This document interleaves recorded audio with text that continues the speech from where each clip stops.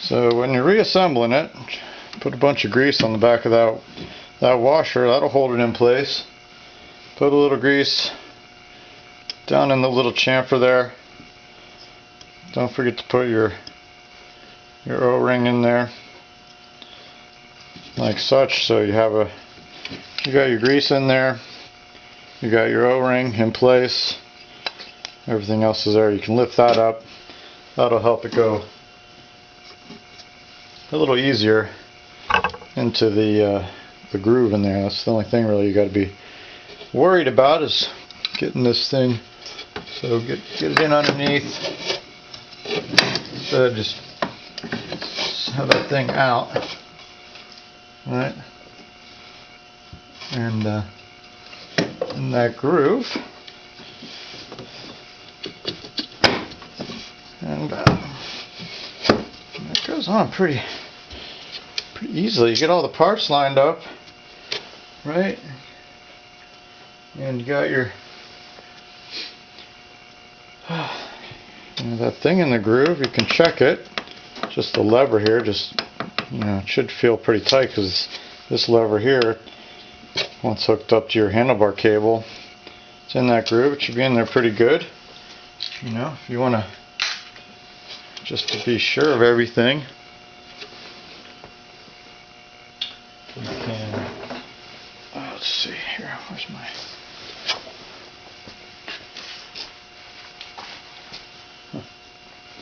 there it is.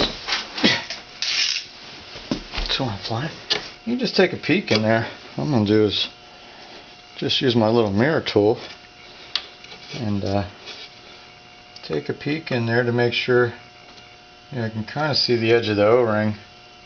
Looks nicely lined up. I don't see anything, debris in the way. I'm going to take a quick look down here. Even get a bit of a look at the bottom to just make sure that that rubber gasket is more or less in the right place all the way around. I mean, it's a pretty nice gasket, and it's going to go on. It doesn't just fall off. It's not just sitting there like a flat gasket. It's actually pretty nice.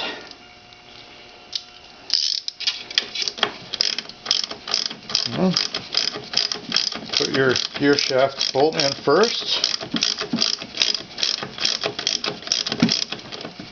And it's pins and stuff, so you can start that.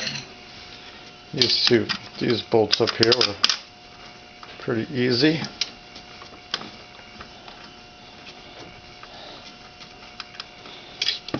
Start everything loose. Let's tighten one all up crazy, and then then you can have problems with the other ones. But you get a couple started. It's on pins.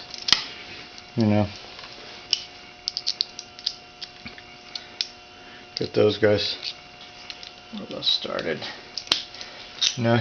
Basically the reverse pattern. You get all the easy ones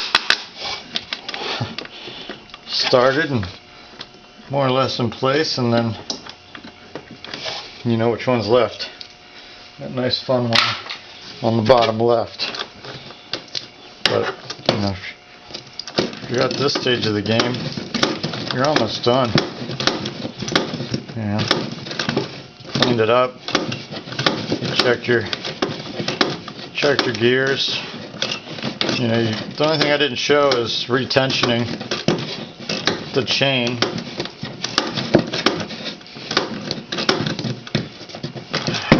Quarter drive sockets.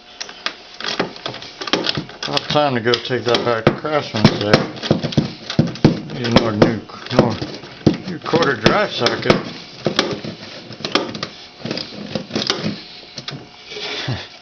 Because that one is showing some signs. Careful but lazy. Man tool here. I just snug it up really. I always like to use my hand torque measurement device to get final torque in here. And still got to do that bottom right corner. Don't forget that boulder. Sure as we're standing here, it will leak. So yeah, this is fun. Maybe you got someone who's got a little tiny great dexterity or something. Or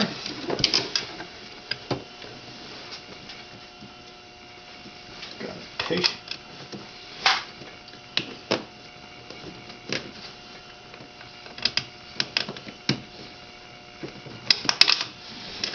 Just getting in the hole was a little bit of a challenge, but I did it a few times, so I'm getting good at it.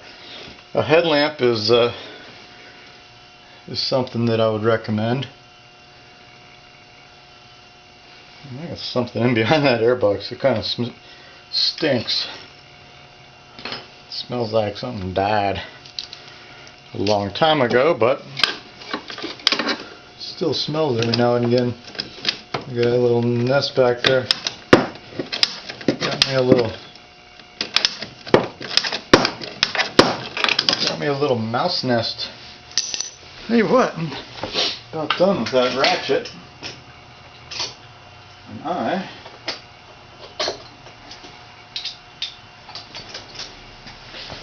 gonna do a little 3/8 conversion. Oh, the ratchet's sucking.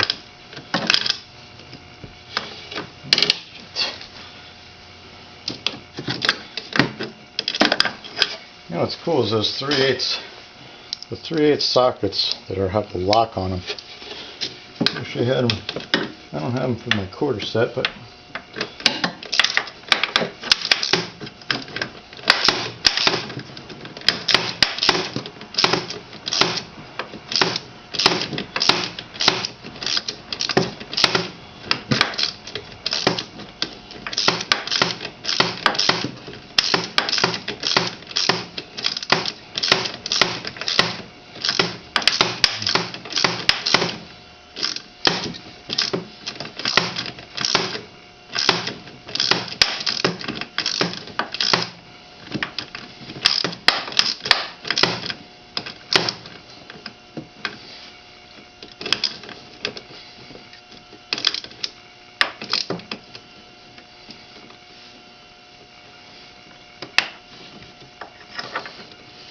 these are only 3/8, so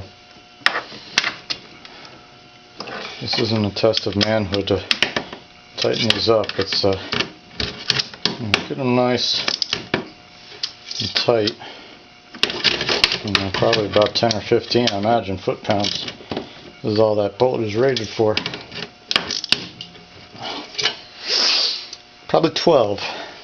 It's one of those textbook things. Look it up in the torque chart. Oh, back to this bottom one.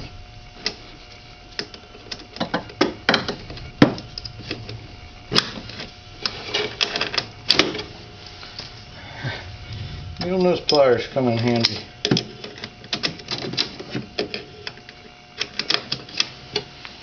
To get little dropped hoodookies. Take this last guy. And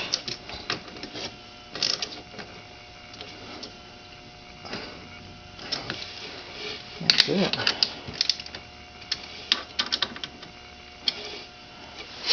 I heard someone saying that eventually they put some silicone around that gasket because theirs was leaking. Might be a way to go if it still leaks and you find yourself with no Chaincase oil.